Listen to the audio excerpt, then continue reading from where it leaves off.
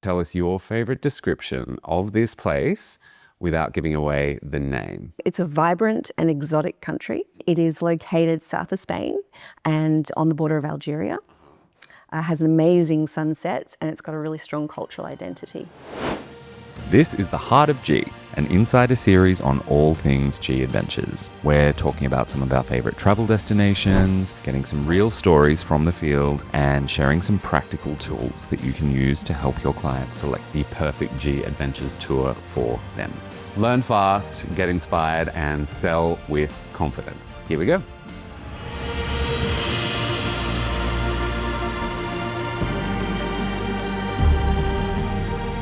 What do you love about Morocco? The people. I guess being a Muslim country, people sometimes think that maybe Morocco is going to be crazy and out there, but actually the people are the friendliest people they have on the planet, and definitely a reason why people would be drawn to that destination, I think. For travellers, I would say probably the Sahara. There's lots of things that you can do all around the planet, but the Sahara Desert's just really unique and really special. It is a standout, obviously. Is it your favourite spot? No, my favourite spot would be probably Asila, which is a tiny little beachside town just north of Rabat, and it's gorgeous. It's got blue and whitewashed walls, and it's really small, and it's actually like a small place. It's not really on the tourist map at the moment. Let's get into your fast five. We would love to hear what 5 things you recommend agents memorize and get comfortable discussing and describing with their customers when it comes to touring with G Adventures in Morocco. Well, Morocco's a long way away. It's on the other side of the planet. It's a bit of a distance. It's a really great value destination, but it is a long way to go. So having a look and getting them a great flight to connect with our tour is a really good place to start. There's 40 different trip types, so have a look at the map. Look at where we go into and out of. We usually go into Casablanca out of Marrakech and start getting a little bit more comfortable with the geography so that you know that you're confident about Morocco as a destination. Consider the weather when you want to travel. Obviously, Africa or North Africa is really, really close to Europe, so it's sort of very similar to the seasons there. North Africa is pretty hot in summer. Morocco is an all-year destination, but just, check in with what your clients want and choose accordingly when to travel. The local language is Darija. It's a really interesting language. I would definitely encourage people, as their top 5, just to learn maybe a few of the names, because Morocco's become quite popular in the last, say, 5 to 10 years. And so, if they want to go to the Blue City, it's nice to be able to drop the name Chefchaouen. If they're going into Marrakech, you've got the square there. That's a really interesting place as well. Ouarzazet's another big one. It's like an 11th century fort, and it's an indigenous place, and everyone goes there on the way to Sahara. So a lot of people, when they go to Morocco, they make it a top priority to get to the Sahara. What do we need to know about visiting the Sahara?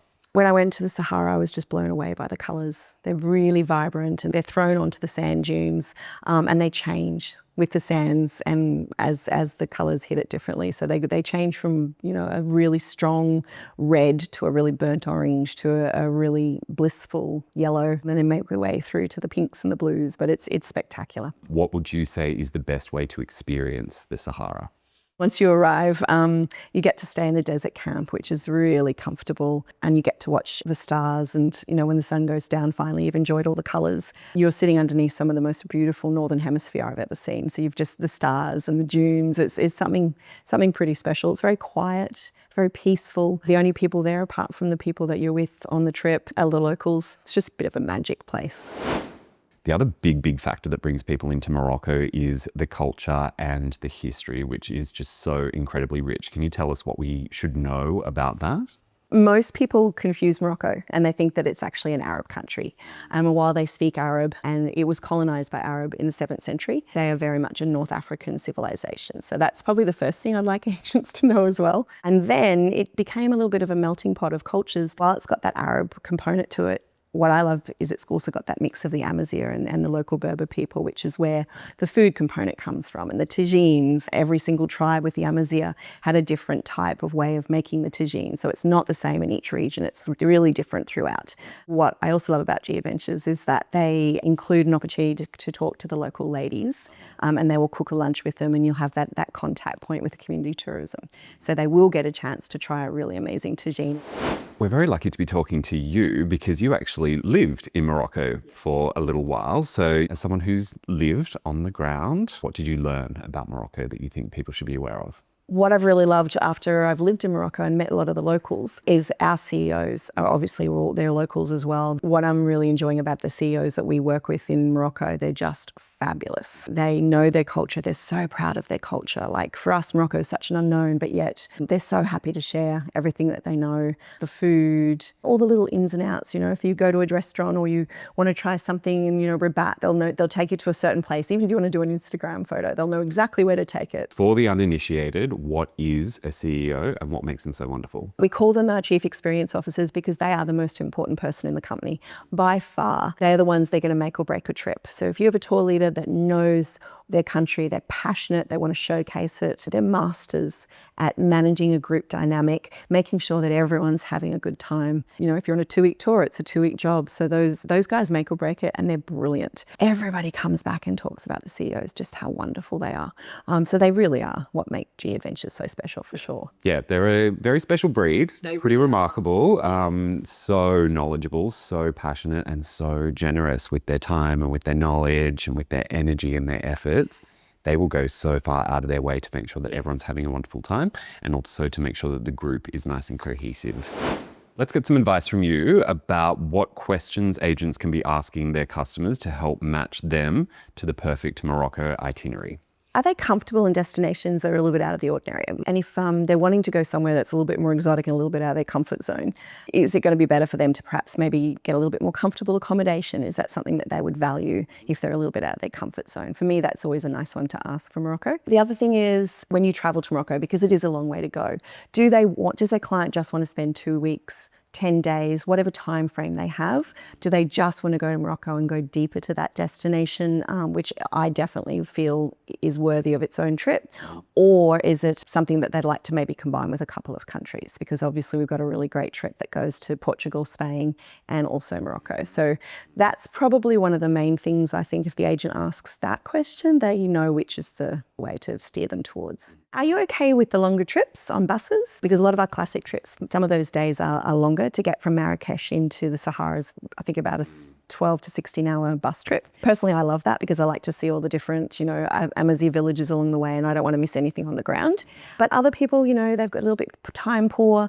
They're more interested in just getting out there, or maybe comfort's more important to them, and then they can go on to a National Geographic journeys and they can fly across, for example.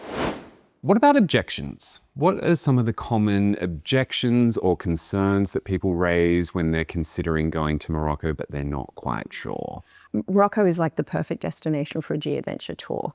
The objections or the reasons why you would do a small group adventure tour is usually safety and language. And then you fall in love with G, and then you end up doing a whole heap of tours with us. But to start with, safety and language is a real component. So in Morocco, they don't particularly or readily speak English. You might get lucky, but because of Darija and all the other languages there, they don't all have English. So that's a really good reason to travel with us. And it just makes it easier, I think, from that component. The other one is safety. It is a safe destination. It's not an unsafe destination. So that's where it's really great to work with a small group, because the CEO will also be able to talk to you about what's appropriate culturally for dressing. So even, it doesn't seem like a lot, but it is an Islamic country. So you don't want to be wearing crop tops or short shorts. You want to be dressing respectfully. But that is not to say that it's unsafe, because it's not. So what you're saying, the best ways to overcome those objections, if they are raised, is your CEO is going to help to make sure that you feel completely safe at all times and help you to navigate any of the challenges that you might experience as a result of the language barrier. Yeah, and also cultural challenges. Agents are likely to get questions about cost. How do you recommend that they help people understand the value for money they're getting when they travel with G? G Adventures comes out with a really good value for money anyway. So if people are comparing us to other tour operators, we're often having a really great price point. It doesn't take too much to explain to them the value of where the money's going. If you travel on your own now in most parts of the world, I don't think people realize how expensive the world's gotten. It's not easy to travel as an independent traveler anymore, and you do end up paying a lot more than you think you're going to. So when the agent's at the beginning of chatting and consulting, explaining, breaking it down, this is the dollar value per day, and these are all the things included in your tour. Once you've traveled with us and then you travel on your own, you can compare the difference and very quickly realize that the tours are not expensive for what you're getting. We're going to do a little bit of a quick role play here. You're going to play the role of travel agent. I'm customer. I'm considering a trip to Morocco. What would you say to me to get me over the line? Morocco is an incredible destination. It's diverse, it's culturally rich. It's got so many things to do and see that you just cannot see anywhere else on the planet. So it's a truly unique little pearl. It's got everything for everyone. There's so many cities and highlights to see in Morocco that are just really unique to the country. So the sorts of places that I would recommend if you're interested, a lot of people want to go to Chefchaouen, the blue city. What's really amazing about Chefchaouen is it's not just a blue city. There's a green city, there's an orange city. Tourists haven't found them yet. So there's lots of magic little spots everywhere and a lot of unknowns still. The shopping is incredible. If you're going to Fez is a walking history. It's a walking museum, effectively. It's a prominent city on the Silk Route. Lots of, ceramics can be bought from Fez. You can't get them anywhere else. You can't get the rugs anywhere else as well. They're amazing. Morocco is like going back in history 40 years. It's, still very different in the sense that very strong family ties. Everyone lives under one roof. And I guess their thinking is quite traditional, but it's also mixed with modern thinking as well. So the next generation's coming through, becoming a little bit more westernized, whereas it's just very special. It's an eclectic mix, really, because of that. And, with all that tradition, you've just got a different way of being and a different way of, even a moral way of being. Everyone's really family orientated. They gather together in the living room, every day. They cook together. The mother's in control, actually, which is interesting. She's the one that has all the purse strings, and she's the boss of the home.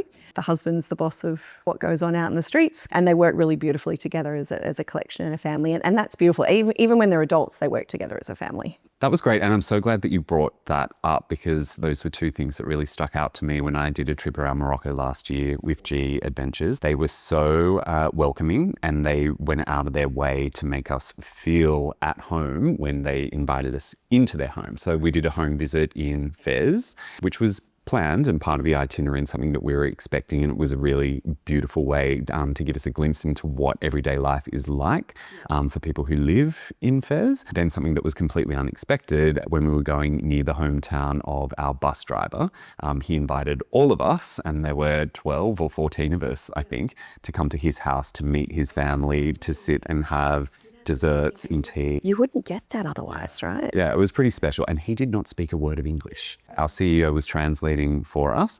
But yeah, he was just so proud to welcome us into his home. And that was really, really touching and unforgettable. Yeah, I can't wait to go back to Morocco. 2 weeks there wasn't enough. I would love to do a full month, a full week in Marrakech.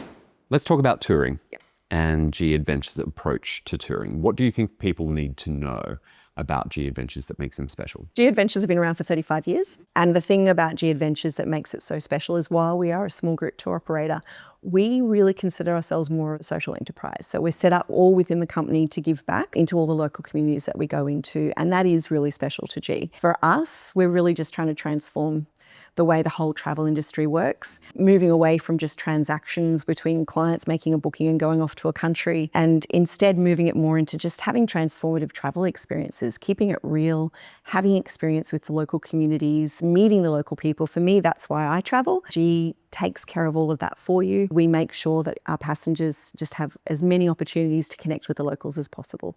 We also work alongside our not-for-profit Planetera. Planetera is just amazing. They're the ones that actually help all these different local communities start up their businesses. So they're all run by the local communities and local businesses. It's their business. We're just there to bring clients through to ensure that their businesses can survive. We bring, people to come through and have that experience. I like that in Morocco, it's one of the 14 places where we plant trees for regeneration with our Trees for Tays program. So when you go on a trip, or when a traveller travels with us, we plant a tree every single day that they're with us. And Morocco is one of those places where we plant trees for regeneration purposes. But it's not just about planting trees. While it's great for the environment, what I really like about it is that we are actually employing locals to do the planting of the trees, and we're making sure that we use the right kind of trees for that destination, and that it really works with that landscape, and it needs to regeneration. One of the many reasons why I love traveling with G. That you're having a positive impact on the planet, on the local communities, on the world as a whole. Yeah, and we need touch points with local communities so much more. Speaking to Australian travel agents and anyone you can get from Australia and get them to travel to somewhere like Morocco, it's so powerful, because you get an opportunity to talk with the local community, to hear about their lives. It's always the best part of an entire trip, when you get a chance to sit down with the local and really communicate with them about their lives and ask them questions directly. Those are the conversations that get me excited. And we take care of that when you book with us on G, and that's what makes us the company company that we are. Yeah, the connection to The community. connection to community, yeah, 100%.